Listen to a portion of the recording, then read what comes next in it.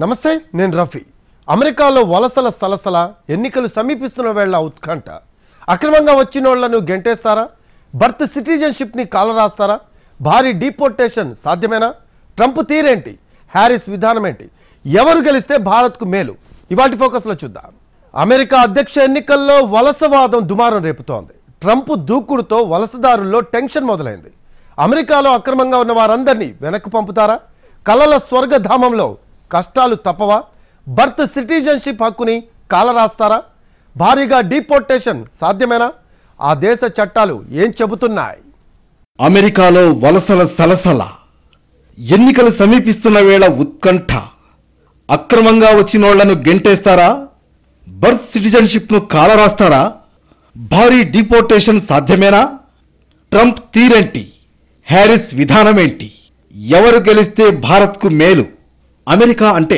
Dollar dreams project ఎందరికో కలల స్వర్గధామం ఒక్కసారి అమెరికా వెళ్ళి జాబ్ చేస్తే బిందాస్ లైఫ్ 10-15 ఏళ్ళు ఉంటే లైఫ్ సెటిల్ గ్రీన్ కార్డ్ వచ్చిందంటే ఎవర్ గ్రీన్ లైఫ్ అక్కడే వారికి పిల్లలు పుడితే బర్త్ సిటిజన్షిప్ హక్కు వస్తుంది కొందరు బాగా సంపాదించుకుని బయటపడితే ఇంకొందరు అక్కడే సెటిల్ అవుతున్నారు అమెరికా సిటిజన్లుగా స్థిరపడిపోతున్నారు ఇకపై అమెరికాలో అలా ఉండిపోవడం అంత ఈజీ కాదు ట్రంప్ గెలిస్తే ట్రబుల్సే ఎలాగోలాగా అమెరికాకు వచ్చిన వాళ్లకు చుక్కలే సరైన పత్రాలు లేకుంటే పరేషానే ఎందుకంటే వలస విధానంపై ట్రంప్ దూకుడుగా ఉన్నారు వలసదారుల్ని వెనక్కి పంపు తీరుతానని శపథం చేశారు అటు కమలా హ్యారిస్ వలస విధానం విషయంలో చట్టాలని సంస్కరిస్తారని చెబుతున్నారు ఫలితంగా అమెరికా అధ్యక్ష ఎన్నికల్లో వలస విధానం హాట్ టాపిక్ అయింది అమెరికా అంటే ఎప్పటికీ తరగని మోజు అక్రమంగానో సక్రమంగానో వలస వెళ్లి స్థిరపడాలనుకుంటారు ఇలా వెళుతున్న వారి సంఖ్య ఏడాదికేడాది పెరుగుతోంది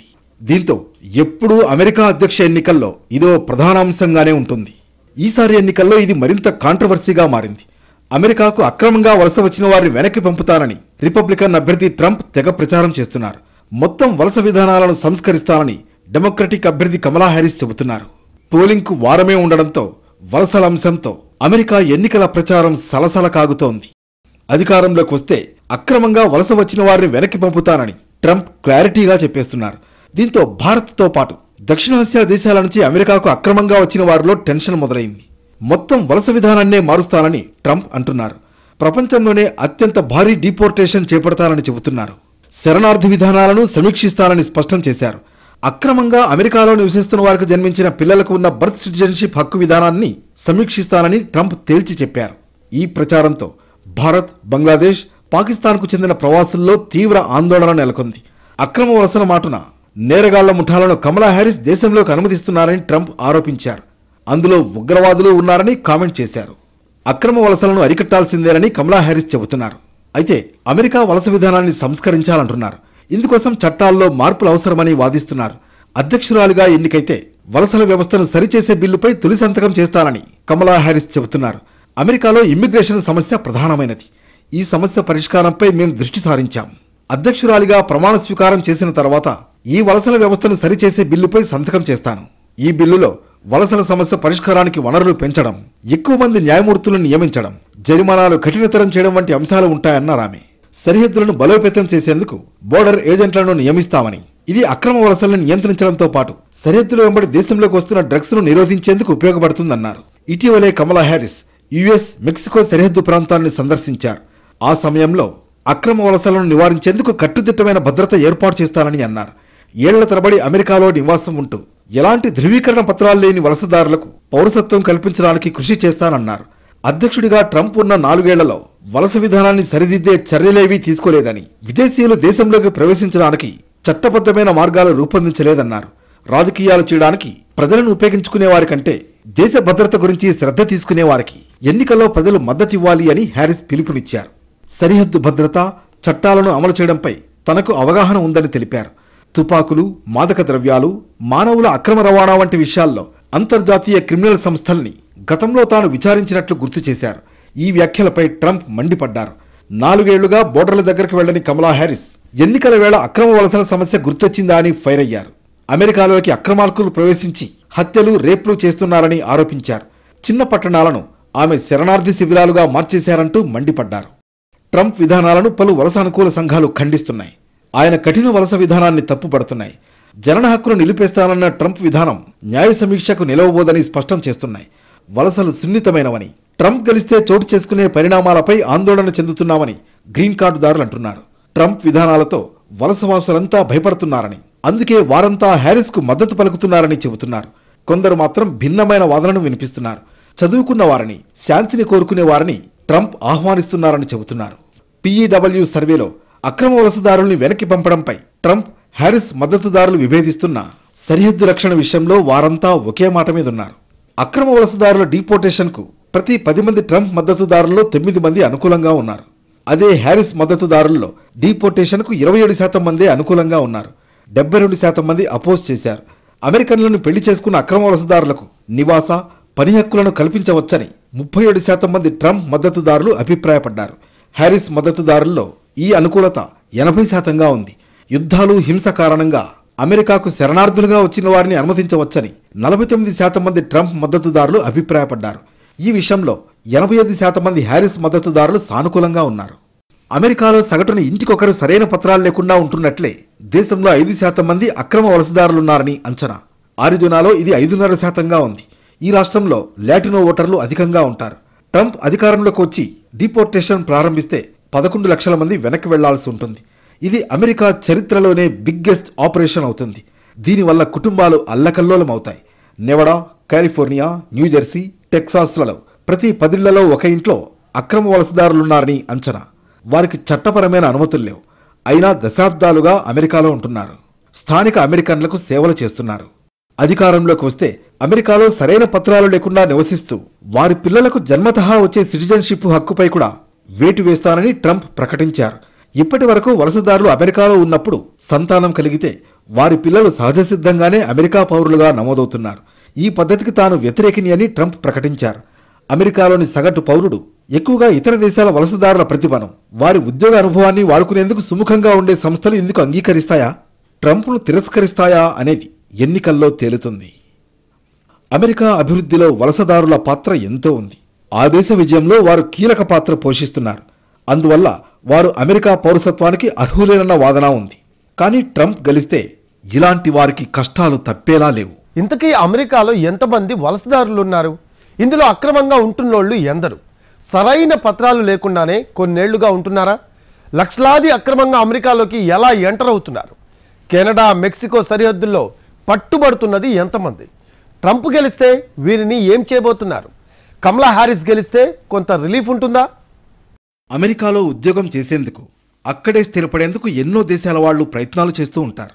ఏటా ఎంతమందిని అనుమతించాలి అనేది అక్కడి ప్రభుత్వం నిర్ణయిస్తుంది. ఒక్కో దేశానికి సంవత్సరానికి కొన్ని వర్కింగ్ వీసాలు మంజూరు చేస్తుంది.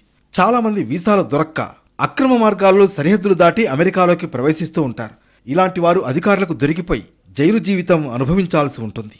అత్యధికంగా మెక్సికో నుంచి 2017-2021 మధ్య అక్రమ వలసదారులు అమెరికాలోకి చేరినట్లు వ్యూ రీసెర్చ్ సెంటర్ తెలిపింది.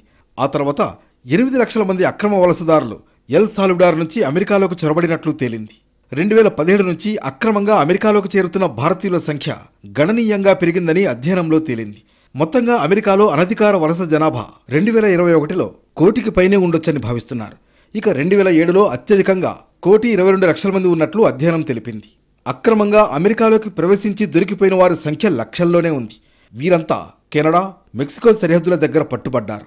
గత కొన్నేళ్లుగా ప్రపంచవ్యాప్తంగా ఉన్న అన్ని దేశాల నుంచి అమెరికాలోకి అక్రమంగా వలసలు పెరిగిపోయాయి. కరేబియన్, దక్షిణ America, Asia, Europe, sub Sahara, Africa నుంచి అనధికార వలసలు పెరిగాయని పరిశోధకులు తెలిపారు. అమెరికా అక్రమ వలసదారుల్లో వెనిజులా, బ్రెజిల్, కెనడా, మాజీ సోవియట్ దేశాలు, చైనా, డొమినికన్ రిపబ్లిక్ దేశాలకు చెందిన వారు ఉన్నారు. అమెరికాలో సెటిల్ అయిన వారిలో అత్యధికంగా మెక్సికో నుంచి 12.7% మంది ఉన్నారు. 6.7% మందితో సెకండ్ ప్లేస్లో భారతీయులు ఉన్నారు. తర్వాత ఫిలిప్పీన్స్ 44,800 మందితో 3వ స్థానంలో ఉంది. 4వ స్థానంలో డొమినికన్ రిపబ్లిక్, 5వ స్థానంలో క్యూబా దేశాలు ఉన్నాయి. ఈ 5 దేశాల నుంచి 32% మంది 2023లో అమెరికా సిటిజన్షిప్ పొందారు. బోర్డర్ నుంచి అక్రమంగా అమెరికాలోకి వెళ్లాలనుకునే వలసదారుల్ని తిరిగి కెనడాకు పంపించేస్తారు. ఇలా వెళ్లే వాళ్లలో చాలా మంది దగ్గర కెనడా విజిటర్ వీసాలుంటాయి. అయినా ఎలాగైనా అమెరికాకు వెళ్లాలనుకునే అక్రమ వలసదారులంతా కొన్నాళ్లు ఆగి మళ్లీ కెనడా బోర్డర్ ద్వారానే అగ్రరాజ్యంలోకి ప్రవేశించేందుకు ప్రయత్నిస్తున్నారు. గతంలో కెనడా సరిహద్దుల్లో యుఎస్ వెళ్లేందుకు ప్రయత్నించిన ఓ భారతీయ కుటుంబం మంచులో చిక్కుకుని ప్రాణాలు కోల్పోయింది. అప్పట్నుంచి ఈ మార్గంలో అక్రమంగా వచ్చే వాళ్లపై అమెరికా నిఘా పెట్టింది. గతంలో బోర్డర్ క్రాస్ చేసి అమెరికాలోకి వెళ్లాలనుకునే చొరబాటుదారులంతా మెక్సికో మీదుగా ఉన్న డాంకీ రూట్ను ఉపయోగించేవారు. ఇప్పుడు దాని నుంచి ఎవరూ అగ్రరాజ్యంలోకి వెళ్లడం లేదు. ఇందుకు మెక్సికోకి తీసుకెళ్లే ముందు ఏజెంట్లు కొంతకాలం దుబాయ్లో కానీ టర్కీలో కానీ ఉంచుతారు. కొన్నేళ్లుగా యుఎస్ ఏజెన్సీలు ఈ డాంకీ రూట్పై ఎక్కువగా నిఘా పెట్టాయి. దీంతో దుబాయ్, టర్కీలో ఉంటున్న అక్రమ వలసదారులు, మానవ అక్రమ రవాణా చైన్ తెగిపోయింది. ఫలితంగా డాంకీ రూట్ ద్వారా అక్రమ చొరబాట్లు చాలా మేరకు తగ్గాయి. నిజానికి అమెరికాలోకి అక్రమంగా చొరబడే వారితో పోలిస్తే సరిహద్దు దగ్గర పట్టుబడిన వాళ్లు చాలా తక్కువ. సరిహద్దు దగ్గర ఒకరు పట్టుబడితే అందుకు బదులుగా దాదాపు 10 మంది యుఎస్లోకి ఎంటర్ అవుతారని అంచనా. ఇలా అక్రమంగా అమెరికాలో ఉంటున్న వాళ్ళందరినీ తిరిగి వాళ్ల సొంత దేశాలకు పంపించేందుకు యుఎస్ అధికారులు ప్రయత్నిస్తున్నారు. ఇప్పటికే అనుమతి లేకుండా ఉన్న ఎంతో మందిని వెనక్కి పంపించారు. ఈ ఏడాది దాదాపు 1,60,000 మంది అక్రమ వలసదారుల్ని అమెరికా వెనక్కి పంపింది. 495కు పైగా ప్రత్యేక విమానాల్లో 145 దేశాలకు చెందిన పౌరులను అమెరికా నుంచి బయటకు పంపేసింది. వీరిలో భారతీయులు కూడా ఉన్నారు. కొంతమంది కొన్నాళ్ల తర్వాత తిరిగి స్వదేశానికి వస్తుంటే మరికొందరు మాత్రం అక్రమంగా అక్కడే నివాసం ఉంటున్నారు. ఇప్పుడు ఇలాంటి వారిని అమెరికా నుంచి బహిష్కరిస్తోంది. ఇటీవలే దేశంలో అక్రమ వలసదారులను నియంత్రించేందుకు యుఎస్ డిపార్ట్మెంట్ ఆఫ్ హోంల్యాండ్ కీలక నిర్ణయం తీసుకుంది. అందులో భాగంగానే అమెరికాలో అక్రమంగా ఉంటున్న విదేశీయులను తిరిగి వారి స్వదేశాలకు పంపేస్తోంది. యుఎస్లో చట్టబద్ధమైన అనుమతి లేకుండా ఉంటున్న ఇండియన్స్ను ఇటీవల ఇంటికి పంపించింది. ఈ నెల 22న వీరిని స్పెషల్ ఫ్లైట్లో ఇండియాకు పంపించినట్లు America department of homeland security తెలిపింది. భారత్ సహకారంతోనే ఈ చర్యలు తీసుకున్నట్లు వెల్లడించింది. స్మగ్లర్ల చేతిలో వలసదారులు బందీలు కాకూడదనే ఉద్దేశంతోనే ఈ చర్యలు తీసుకుంటున్నామని తెలిపింది. ఈ ఏడాది జూన్లో బోర్డర్ ప్రెసిడెన్షియల్ విడుదల చేసిన నివేదిక ప్రకారం అమెరికా సౌత్ వెస్ట్ బోర్డర్లో అక్రమ వలసలు 55% తగ్గాయి. కెనడా, మెక్సికో సరిహద్దుల్లో నిఘా ఎక్కువగా ఉండడంతో తగ్గాయి. అక్రమంగా అమెరికాలోకి ప్రవేశించే వారిని సరిహద్దుల్లోనే అగ్రరాజ్యం అడ్డుకుని తీరుతోంది. ఇక్కడి నుంచి తప్పించుకుని ఇప్పటికే లక్షలాది మంది అమెరికాకు చేరారు. వీరిపై కొంతకాలంగా అమెరికా దృష్టి పెట్టింది. అమెరికాలో అక్రమంగా ఉంటున్న వారి లెక్కలు తేలుస్తోంది. ఏ రాష్ట్రంలో ఎంతమంది ఉన్నారో పక్కాగా సర్వేలు చేస్తోంది. ఇందులో భాగంగా ఇటీవల 1,50,000 మందిని అమెరికా నుంచి పంపించేసింది. ఇప్పుడు అమెరికా అధ్యక్ష వలసవాదం దుమారం రేపుతోంది. అధికారంలోకి వస్తే ఎట్టి పరిస్థితుల్లోనూ అక్రమ చొరబాటుదారుల్ని ఉపేక్షించేది లేదంటున్నారు ట్రంప్. వెనక్కి పంపించి తీరుతామని ట్రంప్ పదే పదే అనడంతో వలసదారుల్లో కలకలం మొదలైంది. ట్రంప్ గెలిస్తే భారతీయులకు ట్రబుల్స్ ఎక్కువే. కీలకమైన H1B వీసాలపైన పరిమితులు విధించే ఛాన్స్ ఉంది. ఇమిగ్రేషన్ విషయంలో ట్రంప్ కంటే కమలా హ్యారిస్ విధానాలే బెటర్. మరి ఇండో అమెరికన్ల సపోర్ట్ ఎవరికి? ఓట్ల సంఖ్య తక్కువే అయినా స్వింగ్ స్టేట్స్లో ప్రభావం చూపుతారా? భారత్ కోణంలో చూస్తే ట్రంప్ అధ్యక్షుడైతే మంచిదా, భారతీయ మూలాలు ఉన్న కమలా హ్యారిస్ అధ్యక్షురాలైతే మేలా అనే ఆసక్తికర చర్చ ప్రవాస భారతీయుల్లో జరుగుతోంది. వలస విధానం విషయంలో ట్రంప్ ఆలోచనలు, విధానాలు కొంత కఠినంగానే ఉంటాయి. ఈ ఎన్నికల్లోనూ ఆయన ఇమ్మిగ్రేషన్ విధానంపై ప్రధానంగా ప్రచారం చేస్తున్నారు. అక్రమ వలసదారులపై ట్రంప్ కఠినంగా వ్యవహరించవచ్చు. భారతీయులకు కీలకమైన H1B వీసాలపైన పరిమితులు విధించవచ్చనే అభిప్రాయాలు ఉన్నాయి. ఇమ్మిగ్రేషన్కు సంబంధించి కమలా హ్యారిస్ విధానాలు కొంత వలసదారులకు అనుకూలంగా ఉండొచ్చనే అంచనాలున్నాయి. అమెరికా అధ్యక్ష ఎన్నికల క్యాంపెయిన్ హీటెక్కింది. ఈ క్రమంలో వెలువడిన సర్వేల్లో భారతీయ అమెరికన్ల మద్దతు డెమోక్రాటిక్ అభ్యర్థి కమలా హ్యారిస్కే ఉందని వెల్లడైంది. 61% మంది భారతీయ అమెరికన్లు హ్యారిస్ వైపే ఉన్నారని ఇండియన్ అమెరికన్ యాటిట్యూడ్ సర్వే తెలిపింది. రిపబ్లికన్ పార్టీ అభ్యర్థి, మాజీ అధ్యక్షుడు డొనాల్డ్ ట్రంప్కు 31% మంది మద్దతు ఉందని చెప్పింది. YouGov, Carnegie endowment for international peace సంయుక్తంగా ఈ సర్వేను నిర్వహించాయి. ఇండియన్ అమెరికన్ల మద్దతు హ్యారిస్కే ఎక్కువగా ఉన్నప్పటికీ ఇది డెమోక్రాటిక్ పార్టీకి ప్రతికూల అంశమే. ఎందుకంటే 2020 నాటి ఎన్నికల నాటితో పోల్చుకుంటే డెమోక్రాటిక్ అధ్యక్ష అభ్యర్థికి వారి మద్దతు తగ్గింది. అప్పట్లో జో బైడెన్కు 68% మంది అనుకూలంగా ఉన్నారు. అదే సమయంలో ట్రంప్కు 22% మంది మాత్రమే మద్దతు ఇవ్వగా తాజాగా ఆ సంఖ్య 31%కి పెరగడం హైలైట్. డెమోక్రాట్లుగా గుర్తింపు పొందే భారతీయ అమెరికన్ల సంఖ్య 56% నుంచి 47%కి తగ్గింది. అలాగే ఆ పార్టీ వైపు మొగ్గు చూపే వారి సంఖ్య 66% నుంచి 57%కి పడిపోయింది. అధ్యక్ష ఎన్నికల్లో పోటీ పడుతున్న తొలి భారతీయ అమెరికన్ అయిన కమలకు ఈ గణాంకాలు ఆందోళన కలిగించేవే. ఈ ఎన్నికల్లో భారతీయ అమెరికన్లు తీవ్ర ప్రభావం చూపనున్నారు. అమెరికాకు వలస వచ్చిన వారిలో మెక్సికన్ల తర్వాత భారతీయులదే 2వ స్థానం. ఈసారి ఎన్నికల్లో భారతీయ అమెరికన్ల ఓట్లు కీలకంగా మారాయి. సంఖ్యాపరంగా చూస్తే ఓటర్ల సంఖ్య తక్కువగా ఉన్నా రోజురోజుకి భారతీయ అమెరికన్ల ప్రభావం పెరుగుతుండడంతో వారిని విస్మరించే పరిస్థితి లేదు. అందుకే 2 ప్రధాన పార్టీలు వీరి ఓట్లను దక్కించుకునేందుకు ప్రత్యేక ప్రణాళికలు రూపొందించాయి. కానీ ఈసారి వలస విధానమే ప్రధాన అంశమైంది. ఈ విషయంలో ట్రంప్ దూకుడు ప్రవాస భారతీయుల్ని టెన్షన్ పెడుతోంది. ఇక అక్రమంగా అమెరికాకు వెళ్లే భారతీయుల్లో గుజరాతీలు ఎక్కువగా ఉంటున్నారు. వాళ్లంతా మెక్సికో మీదుగా వెళ్లడం కంటే కెనడా మీదుగా వెళ్లేందుకు ప్రయత్నిస్తున్నారు. దీనికో రీజన్ ఉంది. కెనడా మీదుగా అయితే ఓ ట్యాక్సీని అద్దెకు తీసుకుని ఈజీగా యుఎస్లోకి ఎంటర్ అయ్యే ఛాన్స్ ఉంది. ఈ మధ్య కాలంలో కెనడా విజిటర్స్ వీసాతో ట్యాక్సీల్లో అక్రమంగా అమెరికాలోకి ప్రవేశించే ప్రయత్నాలు ఎక్కువయ్యాయని యుఎస్ అధికారులు గుర్తించారు. దీంతో కెనడా యుఎస్ సరిహద్దుపైన నిఘాను పెంచారు. కొన్నేళ్లుగా అమెరికాలోకి అక్రమంగా వలస వెళ్లేందుకు ప్రయత్నించే భారతీయుల సంఖ్య భారీగా పెరిగింది. ఈ క్రమంలోనే సరైన అనుమతులు లేకుండా యుఎస్ సరిహద్దులను దాటేందుకు ప్రయత్నిస్తున్న మనవాళ్లు వేల సంఖ్యలో పట్టుబడుతున్నారు. సౌత్ నార్త్ సరిహద్దుల్లో ప్రమాదకరమని తెలిసిన చాలా మంది అగ్రరాజ్యంలోకి ప్రవేశించేందుకు అత్యంత కఠినమైన ప్రతికూలమైన మార్గాలను ఎంచుకుంటున్నారు. ఇలా అమెరికాలో ప్రవేశించేందుకు ప్రయత్నిస్తున్న వారిలో ఎక్కువగా గుజరాత్, పంజాబ్ రాష్ట్రాలకు చెందిన వారిని గుర్తించారు.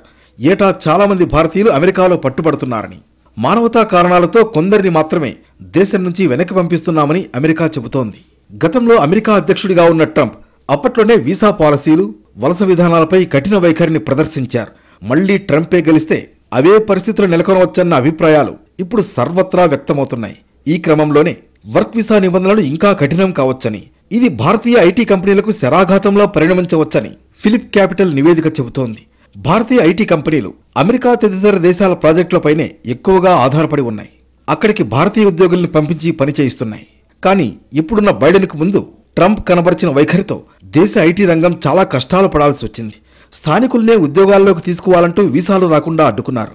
ఫలితంగా అమెరికన్లకు అన్ని రకాల నైపుణ్యాలను పెద్ద ఎత్తున ఖర్చు పెట్టి మరీ నేర్పించుకోవాల్సి వచ్చింది.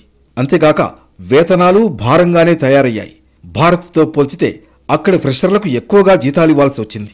ఇది ఐటీ కంపెనీల ఆదాయం, లాభాలు, భారత్లో ఉద్యోగ నియామకాలను ప్రభావితం చేసింది. ఎప్పుడు అమెరికా ఫస్ట్ లోకల్ నినాదాలతో సాగే ట్రంప్ దేశంలోకి పెద్ద ఎత్తున వచ్చి పడుతున్న వలసలపై ఫైర్ అవుతున్నారు. అమెరికాను బిగ్ బాస్కెట్ కానిచ్చేది లేదని చెబుతున్నారు.